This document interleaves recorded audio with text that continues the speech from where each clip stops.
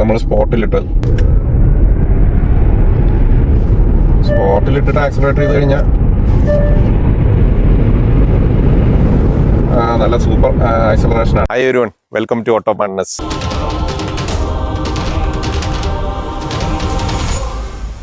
ഒരു round full എടുത്ത് sound ഇല്ലാതെ പോയി നമ്മൾ രണ്ടാമത് വീണ്ടും എടുക്കുകയാണ്.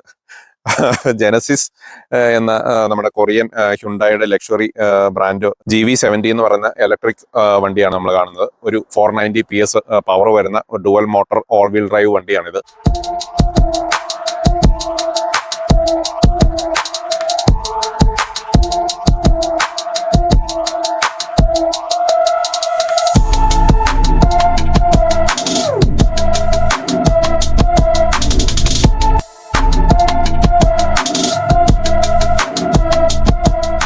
ഇപ്പൊ കണ്ടു കഴിഞ്ഞിട്ടുണ്ടെങ്കിൽ ഒരു ജെനസിസ് എന്ന ബ്രാൻഡ് ആണെങ്കിൽ നമ്മൾ അകലെ നിന്ന് പെട്ടെന്ന് നോക്കിയ ഒരു ബെന്റ്ലിയുടെ ഒരു ലുക്കൊക്കെ ഉണ്ട്. കാരണം ബെന്റ്ലിയുടെ ലോഗോയും ആ ഒരു ഗ്രില്ലൊക്കെ ബെന്റ്ലിനെ ഓർപ്പിക്കുന്നതാണ്. അപ്പൊ ഒരു ലക്ഷറി ഫീല് ഡെഫിനറ്റ്ലി വണ്ടി കാണുമ്പോൾ തന്നെയുണ്ട്.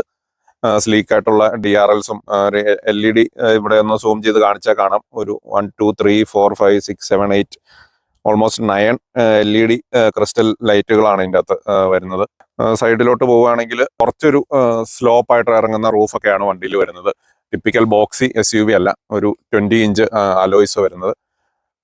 ഓൾമോസ്റ്റ് ഒരു 7 ക്യാമറാസ് വണ്ടിയിൽ വരുന്നുണ്ട്. അതുപോലെ തന്നെ ഒരു 3 റഡാർ സെൻസേഴ്സും അൾട്രാസോണിക് 12 സെൻസേഴ്സും, അങ്ങനെ ഒരു 15 സെൻസറുകൾ വണ്ടിയിൽ വരുന്നുണ്ട്. ഫുള്ളി ടിൻഡഡ് ആയിട്ടുള്ള വിൻഡോസ് ആണ് ബാക്കിൽ വരുന്നത്. പുറകോട്ട് വന്നിട്ടുണ്ടെങ്കിൽ ഞാൻ പറഞ്ഞ പോലെ സ്ലോപ്പ് ആയിട്ടുള്ള റൂഫ് കാണാം. ജെനസിസിന്റെ ഒരു ടിപ്പിക്കൽ ഡിസൈൻ ആണ് ഈ ഹൊറിസോണ്ടൽ ടൈൽ ലാംപ്സ് എന്ന് പറയുന്നത്. എല്ലാ ജെനസിസ് മോഡലും അതാണ് നമ്മൾ കാണുന്നത്. ക്യാമറ മേളിൽ ഒരെണ്ണം വരുന്നുണ്ട്. ഷാർക്ക് പിൻ ആന്റിന കൊടുത്തേക്കുന്നു.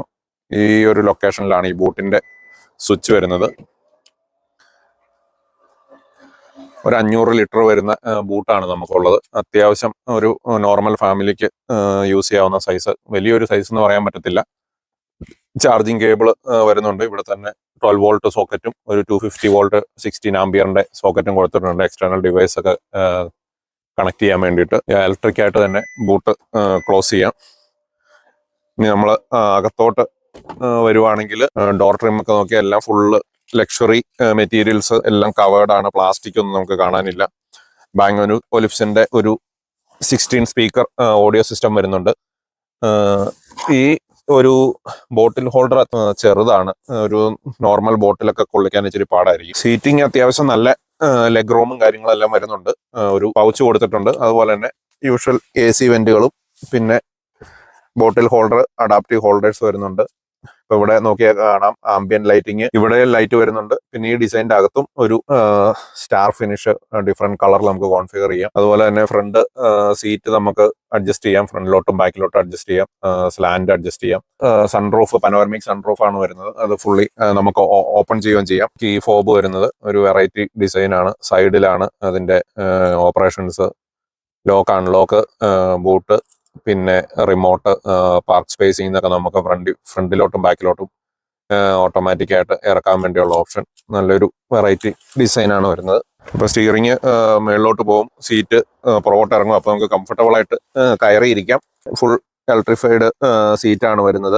എല്ലാ അഡ്ജസ്റ്റ്മെന്റ്സും ഉണ്ട്. വണ്ടി ബ്രേക്ക് ചവിട്ടുക, സ്റ്റാർട്ട് സ്റ്റോപ്പ് ബട്ടൺ ഉണ്ട്. നമ്മൾ ഇതിനു മുന്നേ കണ്ട ഇലക്ട്രിക് വണ്ടികളിലൊന്നും സ്റ്റാർട്ട് സ്റ്റോപ്പ് ബട്ടൺ ഇല്ലായിരുന്നു. ഇതാണ് വണ്ടിയുടെ ലേ ഔട്ട് വരുന്നത്. ഇതാണ് ഗിയർ നോബ് വരുന്നത്. ഇത് ടേൺ ചെയ്ത് കഴിഞ്ഞിട്ടുണ്ടെങ്കിൽ ഡ്രൈവ്, ന്യൂട്രല്, പാർക്ക്, പിന്നെ 360 ഡിഗ്രി ക്യാമറ വരുന്നുണ്ട്. ഈ ഒരു നോബ് വഴി നമുക്ക് ഈ സ്ക്രീന് കൺട്രോൾ ചെയ്യാൻ പറ്റും. അപ്പൊ ടച്ച് മാത്രമല്ല, നമുക്ക് അല്ലാണ്ടും സ്ക്രീൻ കൺട്രോൾ ചെയ്യാം. പിന്നെ കുറച്ച് നോബുകൾ, ഞാൻ എപ്പോഴും പറയുന്ന പോലെ AC, വോളിയം, ഇതെല്ലാം നോബുകളെല്ലാം കൊടുത്തിട്ടുണ്ട്. അപ്പോൾ നമുക്ക് മാനുവലായിട്ട് കൈകൊണ്ട് തന്നെ ടെമ്പറേച്ചറും ഫാനൊക്കെ അഡ്ജസ്റ്റ് ചെയ്യാനുള്ള ഓപ്ഷനുണ്ട്. വോളിയം കൂട്ടാനുള്ള ഓപ്ഷനുണ്ട്. സ്റ്റിയറിംഗിലോട്ട് വന്നിട്ടുണ്ടെങ്കിൽ വെറൈറ്റി ആയിട്ട് കാണുന്നത് നമ്മുടെ ഈ ബൂസ്റ്റ് ബട്ടണാണ്. ഒരു 490 PS പവർ എടുക്കാൻ വേണ്ടി ആ ഒരു പവറിലാണ് 4.4 സെക്കൻഡ് 0 to 100 പറയുന്നത്. ബാക്കി യൂഷ്വൽ കൺട്രോൾസ് ആണ്. അഡാപ്റ്റീവ് ക്രൂസ് കൺട്രോളിന്റെ കൺട്രോളുകൾ ഇവിടെ വരുന്നു. ഇവിടെ വോയിസ് അസിസ്റ്റന്റ് സിസ്റ്റങ്ങൾ വരുന്നു. EV, നാവിഗേഷൻ, ഓഡിയോ, ടെലിഫോൺ, ഫാർസോയിന് ഇത് നമ്മൾ പ്രസ് ചെയ്ത് കഴിഞ്ഞിട്ടുണ്ടെങ്കിൽ അത് സെലക്ട് ആവും. ഫാർ അസിസ്റ്റൻസ് സിസ്റ്റംസ്, അതിൻ്റെ അകത്ത് തന്നെ VGS ഇതാണ് ഈ വെർച്വൽ ഗിയർ ഷിഫ്റ്റ് എന്ന് പറയുന്ന ഓപ്ഷൻ. ടെറൈൻ മോഡ് സ്നോ ഉണ്ട്, സാൻഡ് ഉണ്ട്, മഡ് ഉണ്ട്. പിന്നെ വരുന്നതെന്ന് പറഞ്ഞാൽ ഡ്രൈവ് മോഡ്, എക്കോ ഉണ്ട്, സ്പോട്ട് ഉണ്ട്. അപ്പൊ നമ്മൾ ഈ സ്പോട്ടൊക്കെ ഇടുമ്പോൾ ഈ ബോൾസ്റ്റേഴ്സ്, ഈ രണ്ട് സൈഡിലെയും ബോൾസ്റ്റേഴ്സ് ഇങ്ങനെ നമ്മളെ ഹഗ് ചെയ്ത് വരും. ചാർജിങ് വരുന്നത് ഇതാണ് AC ചാർജർ, ഇത് DC ചാർജർ. ഇതിന്റെ ചാർജിങ് ഇൻഡിക്കേറ്റർ ആണ് വരുന്നത്. ഇതാണ് ഫ്രങ്ക് വരുന്നത്. ഗ്യാസ് സിസ്റ്റം ആണ്, അതുകൊണ്ട് അത് ഓട്ടോമാറ്റിക് ആയിട്ട് നമുക്ക് വേറെ കമ്പൊന്നും കുത്തി വെക്കണ്ട. ഇതാണ് ഇതിന്റെ ഫ്രങ്ക് എന്ന് പറയുന്നത്. ഇത്രയും സ്പേസേ ഉള്ളൂ. അപ്പൊ 25 ലിറ്റർ ചെറിയ എന്തെങ്കിലും വണ്ടി ക്ലീനിങ് സാധനങ്ങളോ ഒക്കെ ഇട്ട് വെക്കാം. നമുക്ക് ഒരു വലിയൊരു സ്റ്റോറേജ് എന്നൊന്നും പറയാനില്ല. ഇലക്ട്രിക് വണ്ടിയിൽ നമ്മൾ കുറച്ചും കൂടെ സ്റ്റോറേജ് പ്രതീക്ഷിക്കും. പക്ഷേ അപ്പോൾ ജസ്റ്റ് ഡോർ ക്ലോസിങ് സൗണ്ട് എങ്ങനെയുണ്ടെന്ന് നോക്കാം. നമ്മുടെ ആ ഒരു പ്രീമിയം വണ്ടികളിൽ കേൾക്കുന്ന ആ ഒരു സൗണ്ട് അല്ല ഞാൻ എക്സ്പെക്ട് ചെയ്ത അത്രയും ക്വാളിറ്റി എനിക്ക് ഫീൽ ചെയ്തില്ല. പക്ഷെ ഫ്രണ്ടും ബാക്കും തമ്മിൽ വലിയ വ്യത്യാസമില്ല.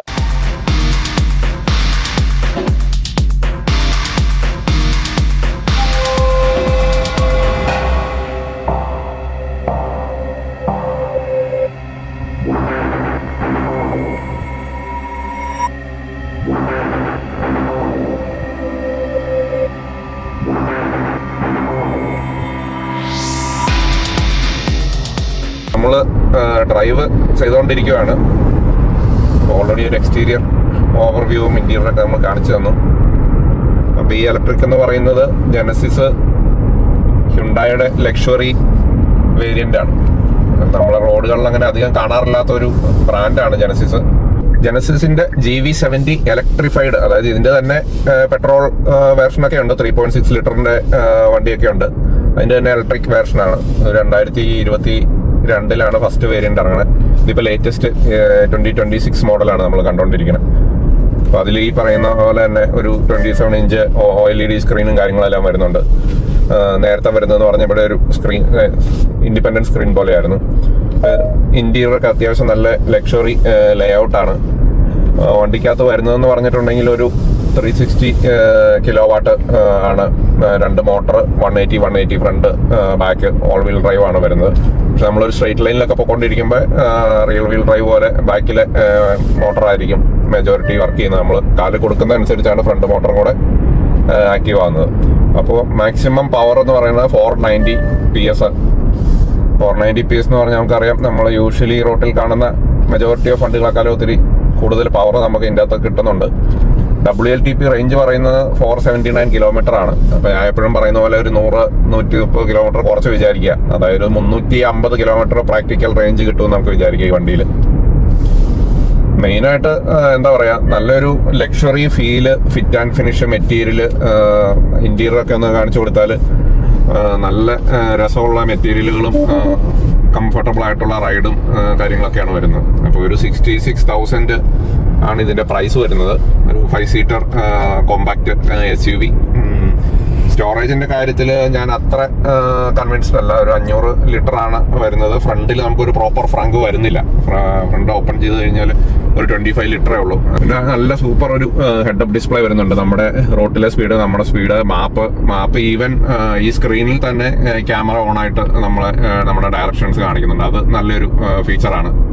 പിന്നെ സൺറൂഫ് പറയുന്ന എല്ലാ ടെക്നോളജീസും ഈ പറയുന്ന പോലെ ഒരു 10-11ഓളം ക്യാമറകളും റഡാറും, അൾട്രാസോണിക് റഡാറും നോർമൽ റഡാറും ഒക്കെ ആയിട്ട് 10-15ഓളം സെൻസറുകൾ വരുന്നുണ്ട്. അപ്പൊ 240 കിലോവാട്ട് DC ചാർജിങ് വരെ നമുക്ക് പോസിബിൾ ആണ്. അതായത് ജനസിസ് പറഞ്ഞ 10-80% എത്തിക്കാൻ 19 മിനിറ്റ് ആണ് ഈ പറയുന്ന 240 കിലോവാട്ട് DC ചാർജർ യൂസ് ചെയ്ത് കഴിഞ്ഞാൽ. അതൊരു നല്ല സ്പീഡാണ്. 19 മിനിറ്റിൽ നമുക്ക് 80% ചാർജ് എത്തിക്കുക എന്നുള്ളത്. ഈവൻ 360 കിലോവാട്ട് ചാർജറും സപ്പോർട്ട് ചെയ്യും. പിന്നെ വരുന്ന ഇതിന്റെ തന്നെ അഡാസ് ജനസിസിന്റെ ഏറ്റവും അഡ്വാൻസ്ഡ് ലെവൽ 2 ഇതുണ്ട്. ഇപ്പൊ ഇവിടെ കാണാം, നിങ്ങൾക്ക് സ്ക്രീനിൽ കാണാം നമുക്ക് റോഡ് ചൂസ് ചെയ്യേണ്ട ഏത് ലൈനാണെന്നുള്ളത്. അപ്പൊ ഇവിടെ ഒരു റൗണ്ട് അബൌട്ട് വരുന്നുണ്ട്. റൗണ്ട് അബൌട്ടിൽ നമ്മൾ ക്രോസ് ചെയ്ത് നേരെ പോവുക എന്നുള്ള ഇൻഫർമേഷൻ ഇത് യൂഷ്വലി നമ്മളങ്ങനെ കാണാറില്ല, അത്രയും ഡീറ്റെയിൽഡ് ആയിട്ടുള്ള. അപ്പോൾ ഹെഡ് അപ്പ് ഡിസ്പ്ലേയിലും ഇതേ സാധനം നമുക്ക് കിട്ടുന്നുണ്ട്. അപ്പോൾ അത് വളരെ ഇൻട്രസ്റ്റിംഗ്. പിന്നെ ഇവിടെ നമുക്ക് ഡ്രൈവ് മോഡുകൾ ഇപ്പം നമ്മൾ ടെറൈൻ മോഡ് ഉണ്ട്, സ്നോ, മഡ്, സാൻഡ് ഉണ്ട്. ഡ്രൈവ് മോഡ് ഇപ്പോൾ നമ്മൾ കംഫർട്ടിലാണ് പൊയ്ക്കൊണ്ടിരിക്കുന്നത്. പിന്നെ മാനുവർ ചെയ്യാനൊന്നും വലിയ കുഴപ്പമില്ല. അതായത് ഒരു 4.7 മീറ്ററാണ് ഇതിൻ്റെ ഒരു സൈസ് വരുന്നത്, 1.9 വിഡ്ത്ത്. അപ്പോൾ നമ്മൾ കഴിഞ്ഞ ദിവസങ്ങളിൽ ഡ്രൈവ് ചെയ്ത വണ്ടികൾ വെച്ച് കമ്പയർ ചെയ്യുമ്പോൾ ചെറിയ വണ്ടിയാണ്. മറ്റേതൊക്കെ 6 സീറ്റർ 7 സീറ്റർ കോൺഫിഗറേഷൻ വരുന്ന വണ്ടികളായിരുന്നു. അപ്പോൾ നിങ്ങൾക്കൊരു luxury, comfortable, reliable electric SUV എന്നുള്ള രീതിയിൽ പെർസ്പെക്റ്റീവിൽ നോക്കുമ്പോൾ നല്ലൊരു ബൈയാണ്. ബേസിക്കലി നമുക്ക് കാണുന്ന എല്ലായിടത്തും ഒരു ലക്ഷറി ഫീലുണ്ട്. ടച്ച് ആൻഡ് ഫിനിഷും മെറ്റീരിയൽ യൂസ് ചെയ്തേക്കുന്ന മെറ്റീരിയലുകളാണെങ്കിലും എല്ലാം. പിന്നെ വരുന്നത് ഞാൻ പറഞ്ഞ ബൂട്ട് 500 ലിറ്ററേ ഉള്ളൂ. അപ്പോൾ അത് നിങ്ങളുടെ യൂസിന് ഇനഫ് ആണോ ഇല്ല എന്നുള്ളത് ചെക്ക് ചെയ്യുക. ബാക്കിൽ എന്താ പറയുക, വലിയൊരു സ്പേസ് വരുന്നില്ല. ലെഗ് റൂമൊക്കെ ആണെങ്കിലും ആവറേജ് എന്നേ പറയാനുള്ളൂ. ഫ്രണ്ടിൽ ഡെഫിനറ്റ്ലി നമുക്ക് ആവശ്യത്തിന് കംഫർട്ടബിൾ ആയിട്ടുള്ള സ്പേസ് ഉണ്ട്. ഇവിടെ റിക്യൂപ്പറേഷൻ, ഇവിടെ ഈ പാഡിൽ കണ്ടോ, നമ്മുടെ ഗിയർ ചേഞ്ച് ചെയ്യുന്ന പാഡിൽ പോലെ കാണിക്കുന്നത് റിക്യൂപ്പറേഷൻ ലെവൽ കൂടി. ഇപ്പോൾ നമ്മൾ ലെവൽ 1 ഇവിടെ കൊടുത്തേക്കണത്. അത് നമുക്ക് 2, 3. അപ്പോൾ ഇപ്പോൾ നമ്മൾ ഫുള്ള് മാക്സിമത്തിൽ ഇട്ട് കഴിഞ്ഞിട്ടുണ്ടെങ്കിൽ സിംഗിൾ പെഡൽ ഡ്രൈവിങ് പോലെയാണ്. അതായത് നമ്മൾ ആക്സിലേറ്ററിൽ നിന്ന് കാലെടുത്ത് കഴിഞ്ഞിട്ടുണ്ടെങ്കിൽ വണ്ടി സ്റ്റോപ്പിലോട്ട് വരും. അപ്പോൾ ബ്രേക്ക് യൂസ് ചെയ്യാണ്ട് തന്നെ സിംഗിൾ പെഡൽ ഡ്രൈവിങ്ങിന്. പക്ഷെ ഞാനിപ്പോൾ ഓടിച്ച വണ്ടികളിൽ എനിക്ക് അതത്ര ഒരു കംഫർട്ടബിൾ പരിപാടിയായിട്ട് തോന്നിയില്ല. എന്ന് വെച്ചാൽ നമ്മൾ പതുക്കെ ഒന്ന് ആക്സിലേറ്ററിന് കാലെടുക്കുമ്പോഴേക്ക് ഈ വണ്ടി അങ്ങോട്ട് സ്റ്റോപ്പ് എന്നുള്ള രീതിയിലോട്ട് അങ്ങ് പോവാണ്. സേഫ്റ്റി അഡാസ് സിസ്റ്റം ഞാൻ നേരത്തെ പറഞ്ഞ പോലെ ഓൾമോസ്റ്റ് ലെവൽ 2 അഡാസ് ആണ് ഇതിനുള്ളത്. അതായത് നമ്മൾ ഓപ്ഷണലായിട്ട് ഓപ്റ്റ് ചെയ്യുവാണെങ്കിൽ ലൈൻ ചേഞ്ച് തന്നെ ചെയ്യും. നമ്മൾ സിഗ്നൽ ഇട്ട് കഴിഞ്ഞിട്ടുണ്ടെങ്കിൽ ലൈൻ ചേഞ്ച് തന്നെ ചെയ്യുന്ന ഓപ്ഷനും ഇതിൻ്റെ അകത്ത് വരുന്നുണ്ട്. കഴിഞ്ഞ ദിവസം നമ്മൾ ഓടിച്ച വണ്ടികളിലൊന്നും ആ ഫീച്ചർ നിലവിൽ ഇതുവരെ വന്നിട്ടില്ലായിരുന്നു. പിന്നെ 5 വർഷം ആണ് വണ്ടിയുടെ ഈ പറയുന്ന വാറണ്ടി വരുന്നത്. അത് അല്ലെങ്കിൽ 8 വർഷം ബാറ്ററി വാറണ്ടി. 5 വർഷം അഥവാ 100,000 കിലോമീറ്റർ എന്നുള്ളതാണ്. അല്ല, പെട്രോൾ വണ്ടി മേടിച്ച് കഴിഞ്ഞിട്ടുണ്ടെങ്കിൽ നമുക്ക് ഇവിടെ മെജോറിറ്റി കമ്പനികൾ തരുന്നത് 2 വർഷം വാറണ്ടിയാണ് വണ്ടിക്ക്. ഇത് നമുക്ക് 5 വർഷം കിട്ടുന്നുണ്ട്. നമുക്കിപ്പോൾ 85% 365 കിലോമീറ്റർ ആണ് കാണിക്കണത്. അപ്പോൾ ഞാൻ പറഞ്ഞ പോലെ അത് ഡിപ്പെൻഡ്സ് അപ്പോൾ നിങ്ങളൊരു ഓട്ടോബാൻ ഹൈ സ്പീഡ് ഡ്രൈവിങ്ങിലാണെങ്കിൽ ഞാൻ നേരത്തെ പറഞ്ഞ പോലെ ഉള്ള റേഞ്ച് ഒന്നും പ്രതീക്ഷിക്കാൻ പറ്റില്ല. ഈവൻ വിന്ററിലോട്ട് പോകുമ്പോൾ അതിലും താഴെ പോകും. യാത്ര കംഫർട്ട് എന്ത് തോന്നുന്നു വെച്ചാലേ ഇപ്പോഴത്തെ ഒരു ഇതുവരെ യാത്ര ചെയ്ത് വെച്ചിട്ട് പ്രത്യേകിച്ചൊന്നും തോന്നാനുള്ള ഓക്കെയാണ്, കംഫർട്ടബിൾ ആണ്. കഴിഞ്ഞ ദിവസം ഓടിച്ച വണ്ടികൾ ഇതിലും കുറച്ചും കൂടെ കംഫർട്ടബിൾ ആയി തോന്നി. കഴിഞ്ഞ ദിവസത്തെക്കാളും കംഫർട്ടബിൾ ആയിട്ടാണ് എനിക്ക് തോന്നി. അല്ല, കഴിഞ്ഞ ദിവസത്തെ വണ്ടികളാണ് ഇതിലും കംഫർട്ടബിൾ ആയി തോന്നിയത്. ഞാൻ പറയാൻ വന്നത് കഴിഞ്ഞ ദിവസത്തെ വണ്ടികൾ കുറച്ചും കൂടെ വേറെ ലെവലിൽ നിൽക്കുന്ന വണ്ടികളാണ്. ഇത് 66, മറ്റേത് 100, 120 ഒക്കെ വരുന്ന വണ്ടികളാണ്. അപ്പൊ ആ ഒരു വ്യത്യാസം റൈഡ് കംഫർട്ടിൽ നമുക്ക് ഫീൽ ചെയ്യുന്നുണ്ട്. മറ്റേത് എയർ സസ്പെൻഷൻ ആയിരുന്നു. അപ്പൊ എയർ സസ്പെൻഷന്റെ വ്യത്യാസം എന്താന്ന് നമ്മൾ ഇതില് ഇരിക്കുമ്പോഴാണ്. ഇതില് കാര്യം പറഞ്ഞ ഈ പറയുന്ന പോലെ ഇലക്ട്രോണിക്കലി എന്താ പറയാ, ഈ റോഡ് അസസ് ചെയ്തുകൊണ്ട് റോഡ് അനുസരിച്ച് സസ്പെൻഷൻ അഡ്ജസ്റ്റ് ചെയ്യുന്ന ഒരു ഓപ്ഷൻ നമുക്ക് ഓപ്റ്റ് ചെയ്യാവുന്നുണ്ട്. അപ്പൊ അതാണെങ്കിൽ കുറച്ചും കൂടെ ബെറ്റർ ഒരു ഫീലിംഗ് ആയിരിക്കും സസ്പെൻഷൻ ഫീൽ ചെയ്യുക. പിന്നെ സിഗ്നൽ ഇടുമ്പോൾ നമുക്കൊരു ഇത് വരുന്നുണ്ട്. ഇവിടെ ക്യാമറ ഓൺ ആവുന്നുണ്ട്. ആ ക്യാമറയിൽ നമുക്ക് നമ്മുടെ ബ്ലൈൻഡ് സ്പോട്ട് കാണാൻ പറ്റും. അപ്പൊ അതും ഒരു നല്ല ഓപ്ഷനാണ്. ഇപ്പൊ ഞാൻ ആക്ച്വലി ബ്രേക്ക് ചെയ്തില്ല, പക്ഷെ ആക്സിലേറ്ററിൽ നിന്ന് കാലെടുക്കുമ്പോൾ തന്നെ അത്യാവശ്യം ഹൈ ബ്രേക്കിംഗ് ആണ് വണ്ടി തന്നെ ചെയ്യുന്നത്. റിക്കവറേഷൻ നമ്മൾ ഹൈയിലിട്ടേക്കണമുണ്ട്. സീറ്റ് കംഫോർട്ട് കുറച്ചും കൂടെ കൂടുതലുണ്ടെന്ന് തോന്നുന്നു ഇതിൽ. കാരണം സീറ്റിന്റെ ഒരു നമ്മുടെ ബോഡിയുടെ ഒരു അനാറ്റമി അനുസരിച്ച് സീറ്റ് സെറ്റ് ചെയ്യാൻ പറ്റും. മോഡ് മാറ്റുന്നതനുസരിച്ച് ഇപ്പൊ നമ്മൾ സ്പോട്ടിലിട്ടിട്ട് ആക്സിലറേറ്റ് ചെയ്ത് കഴിഞ്ഞാൽ നല്ല സൂപ്പർ ആക്സിലറേഷൻ ആണ്. അതായത് നമ്മളിപ്പോൾ ജസ്റ്റ് ഒരു ബൂസ്റ്റ് എന്ന് പറയണ ഇത് ഉപയോഗിച്ച് അപ്പോൾ ഫുൾ 490 PS പവർ നമുക്ക് 4 ടയറിലോട്ടും 10 സെക്കൻഡിലോട്ട് വണ്ടി പ്രൊവൈഡ് ചെയ്യും. അത് ശരിക്കും പറഞ്ഞാൽ കുറച്ചൊരു എക്സ്ട്രീം ആക്സിലറേഷൻ ആണ്. അത്ര ഒരു കംഫർട്ടബിൾ ആക്സിലറേഷൻ എന്ന് പറയാൻ പറ്റത്തില്ല അല്ലേ. പറയാം, പെട്ടെന്നൊരു ഓവർടേക്കിങ്ങോ അങ്ങനെ എന്തെങ്കിലും ചെയ്യണമെങ്കിൽ യൂസ് ചെയ്യാൻ വേണ്ടിയാണ് ഇതാണ് ഈ ബൂസ്റ്റ് ബട്ടൺ എന്ന് പറയുന്നത്. ആ ഒരു ബട്ടൺ ഞെക്കി കഴിഞ്ഞിട്ടുണ്ടെങ്കിൽ ബൂസ്റ്റ് മോഡിൽ 10 സെക്കൻഡ് ഫുൾ 490 പവർ വണ്ടി എടുക്കും. അപ്പോൾ അതൊക്കെ അത്യാവശ്യത്തിന് യൂസ് ചെയ്യുക, അല്ലെങ്കിൽ റേഞ്ച് അങ്ങ് താഴെ പോകും. അതർവൈസ് പുറത്തുനിന്നുള്ള നോയ്സും കാര്യങ്ങളൊന്നും ഇല്ല. നമ്മൾ ആദ്യം എടുത്തപ്പോൾ ഇങ്ങനെ വിൻഡ് നോയ്സ് കേട്ടോ നമ്മൾ ഇതെന്താ, പിന്നെ അപ്പോൾ കുറച്ച് സൺറൂഫ് ഓപ്പൺ ആയി കിടക്കുമായിരുന്നു, അതുകൊണ്ടാണ്. അല്ലെങ്കിൽ അത്യാവശ്യം നല്ല സൈലന്റ് ആണ് വണ്ടി. ആക്സിലറേഷൻ എനിക്ക് ഇഷ്ടപ്പെട്ടത് നിയോടെയാ. നല്ല കംഫർട്ടായിരുന്നു ആക്സിലറേറ്റ് ചെയ്താലും സ്പീഡ് കൂടിയാലും. ബ്രേക്കിംഗ് ഒക്കെ ആണെങ്കിൽ അത്യാവശ്യം നല്ല ബ്രേക്കിംഗ് ആണ്. ആ ഒരു സ്പീഡ് എടുക്കുന്ന വണ്ടി അതുപോലെ തന്നെ ബ്രേക്ക് ആവുകയും ചെയ്യണമല്ലോ, അത് ചെയ്യുന്നുണ്ട്. പിന്നെ നമുക്ക് ഇവിടെ ഒരു ഡിജിറ്റൽ മിറർ ഉണ്ട്, ഇതൊന്ന് കാണിക്കാമോ? ഇതിപ്പോ നോർമൽ മിററാണ്.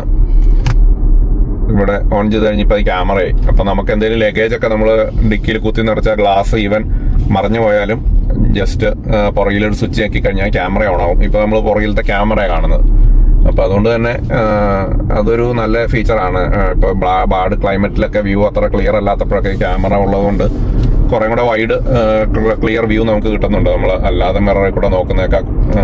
നല്ല ഹാൻഡ്ലിംഗ് ആണ്. നമ്മൾ വിചാരിക്കുന്നത് നമ്മുടെ ഹ്യുണ്ടായി ടൈപ്പ് ഹാൻഡ്ലിംഗ് അല്ല, കുറെ കൂടെ ഷാർപ്പാണ്. നമ്മൾ കോർണറൊക്കെ എടുക്കുമ്പോൾ നല്ല കൺട്രോൾ ഉണ്ട് വണ്ടിക്ക്.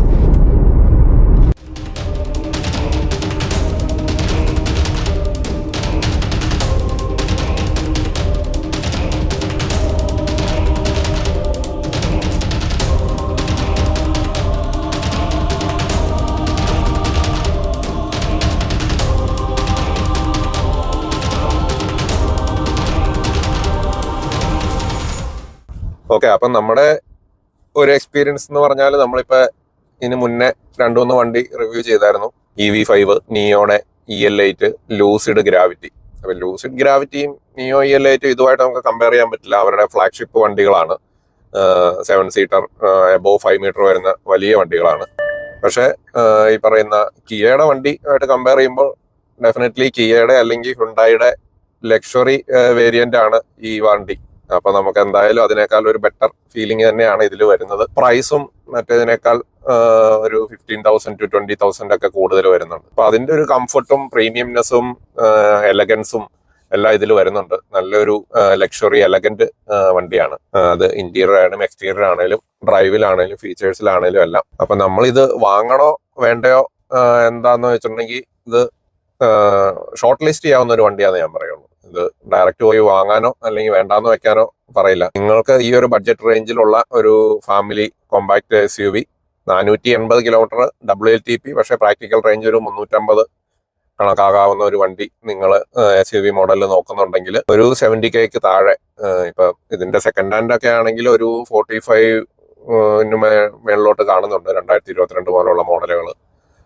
അപ്പൊ അങ്ങനെ നോക്കാനാണെങ്കിൽ നമുക്ക് ഒരു നെഗറ്റീവ് അങ്ങനെ പറയാനില്ല എന്ന് പറയാൻ വേണമെങ്കിൽ. ഡ്രൈവ് കംഫർട്ടിന്റെ കാര്യത്തിലാണെങ്കിലും ഈ പറയുന്ന പോലെ പെർഫോമൻസ് വേണമെന്നുണ്ടെങ്കിൽ സ്പോർട്ട് മോഡിലിട്ട് ബൂസ്റ്റ് ഞെക്കി കഴിഞ്ഞാൽ വണ്ടി ഒരു ആനിമലാണ്. കംഫർട്ട് മാത്രമല്ല, ഹാൻഡ്ലിങ്ങും അത്യാവശ്യം നല്ല, നമ്മുടെ ഒരു ഹ്യുണ്ടായി കിയ ഹാൻഡ്ലിങ്ങിനേക്കാളും മച്ച് ബെറ്റർ ഹാൻഡ്ലിംഗ് ആണ് വണ്ടിക്കുള്ളത്. പിന്നെ ഹെഡപ്പ് ഡിസ്പ്ലേ ആണെങ്കിലും വെരി യൂസ്ഫുൾ, നല്ല ഡെഫിനിഷനുള്ള ഒരു ഹെഡപ്പ് ഡിസ്പ്ലേ ആണ് വരുന്നത്. അപ്പൊ അതുകൊണ്ട് നിങ്ങൾ ഈ ഒരു ബഡ്ജറ്റിൽ വണ്ടി നോക്കുന്നുണ്ടെങ്കിൽ ഡെഫിനറ്റ് ആയിട്ടും ഷോർട്ട് ലിസ്റ്റ് ചെയ്യുക, ഒരു ടെസ്റ്റ് ഡ്രൈവ് ചെയ്യുക. അപ്പൊ കോമ്പറ്റീഷൻ വരുന്ന ഈ പറയുന്ന BMW, ഓഡി, മെഴ്സിഡസ് എല്ലാം ഇലക്ട്രിക് വേരിയൻസ് ഈ ഒരു സെഗ്മെന്റിൽ ഉണ്ട്. പക്ഷെ പറയുന്ന ഫീച്ചേഴ്സും പ്രൈസും എല്ലാം കമ്പയർ ചെയ്യുമ്പോൾ മേ ബി കുറച്ചുകൂടെ വാല്യൂ ഫോർ മണി ആയിട്ട് ഇത് ഒരു ഓപ്ഷനായിട്ട് ചിലർക്കെങ്കിലും ഫീൽ ചെയ്തേക്കാം. അപ്പൊ അതൊക്കെയാണ് ഇന്നത്തെ നമ്മുടെ ഒരു വെർഡിക്റ്റ് എന്ന് പറയുന്നത്. അപ്പൊ നമുക്കിനി മറ്റൊരു വീഡിയോ ആയിട്ട് വീണ്ടും കാണാം. ഇനി ആരെങ്കിലും സബ്സ്ക്രൈബ് ചെയ്യാണ്ട് കാണുന്നുണ്ടെങ്കിൽ തീർച്ചയായിട്ടും സബ്സ്ക്രൈബ് ചെയ്ത് സപ്പോർട്ട് ചെയ്യുക. വീഡിയോ ഇഷ്ടപ്പെട്ടെങ്കിൽ ലൈക്ക് ചെയ്യുക. നിങ്ങളുടെ ജനസിസ് എന്ന ബ്രാൻഡിനെ പറ്റിയും ജനസിസിന്റെ ഇലക്ട്രിക് നിങ്ങളൊരു ഇലക്ട്രിക് നോക്കുന്നുണ്ടെങ്കിൽ കൺസിഡർ ചെയ്യുക എന്നുള്ളതും കമന്റിൽ പറയാം. Okay, by.